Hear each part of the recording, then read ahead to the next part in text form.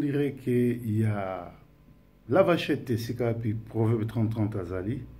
Alors, bon, on est vraiment boutou, mais Bassangwa Congo, Toto Benyango, breaking news, Bassangwa Mekousse.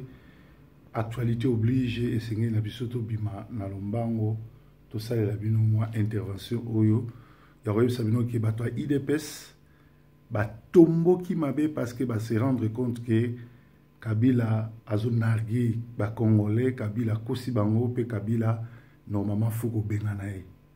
Donc, na Sénat, IDPS basu à ta poste de mon côté, na évité il y a Kabila basu place surtout basu siège surtout pour na sunga Tshisekedi a travaillé bien a échoué tala deal to accord au bango basalaki.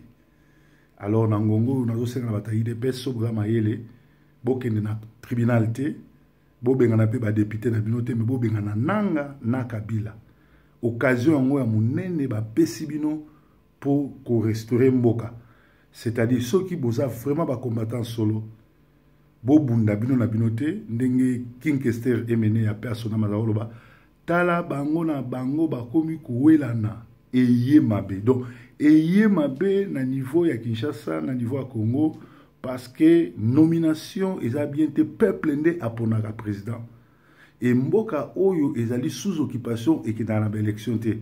Alors vous voyez biso ceux qui Félix Tshisekedi aza président et que azali na ba sénateur te azana ba parlementaire te kaka 12 parlements sur 300 et quelques sièges ce ko a diriger ndenge yebisa biso siko na ngonga o Martin Fayulu o aza président élu na poto azo sala nini na ngonga oyo falaza na Kinshasa a profité na masolo oyo babimisa population nyonso nde batomboki bakende na palais du peuple ti Kabila na batuna ba criminel na ye ya PPRD bakokende bongo na CPI.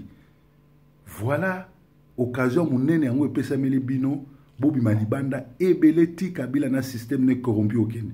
Et puis, le président Félix Tshisekedi, normalement, tu dois te ressaisir, humilier au trop. Franck Dion a bimité, Diomin Donga l'a bimité, pour le président PC ordre, Mozo Zela, un criminel ministre de la justice, a signé. Et Salaman dans le monde, on t'a beaucoup humilié, ressaisi, toi, mon frère. Au Kende qui bongo na Addis Abeba, au Kende qui bongo na Kenya, président monde entier, Bazwebso, Silana Kabila. Et ça facile que c'est en Kabila. Quand il y a un ordre, il y a un criminel, il y a un soldat en Angola, il y a un soldat en Brazzaville, il y a et population bobima ebele libanda vous allez focaliser bokende kolela ba député na binote bokanga nanga bokanga na Kabila Ruberwa et na koyebisa bino ni nangonga oyo wana na bolelite parce que premier ministre azobima entre temps premier ministre sokeza Ruberwa te et kozala bongo Shadari, so eza Shadari te, et vous avez bon Kabila Emoko. Alors, bino, Congolais, vous avez Kinshasa, bo stopper Makambo, bo aider Kabila, bo aider Kabila à kende na boloko, bo aider Félix à récupérer un période pour diriger. C'est-à-dire, à suspendre l'élection, surtout, bakanga nanga, azasus na sénité, puis bakanga Roubert Oazobo Moussaba Congolais na Est à Congo, bakanga na Kamere, Kamere c'est le plus dangereux. Yem ta osala bino ba jewana.